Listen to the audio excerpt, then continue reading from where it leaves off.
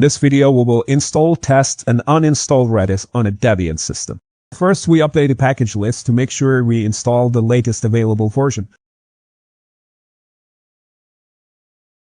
We refresh the package index using the System Package Manager.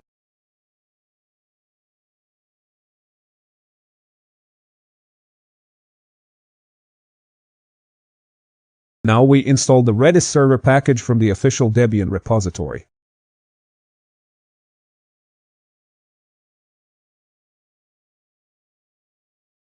After installation, Redis runs as a system service. We check its status. Now we verify the Redis installation by checking the installed version.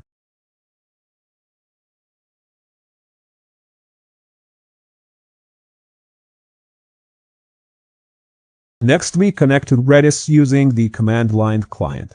We test Redis by sending a ping command to the server. Now we store a simple key-value pair in Redis. We retrieve the stored value to confirm Redis is working correctly. We can exit the Redis client by typing exit. At this point, Redis is installed and tested successfully. Now we will completely remove Redis from the system.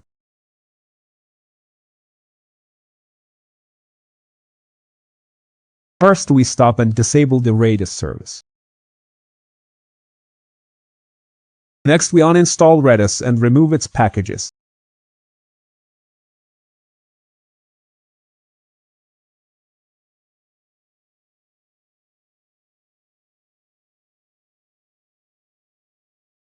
Now we delete Redis data and configuration directories.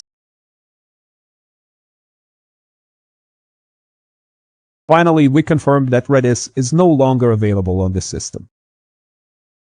And that was the complete process of installing, testing, and uninstalling Redis on Debian Linux. There is a blog post and PDF version of this tutorial with more details on our websites.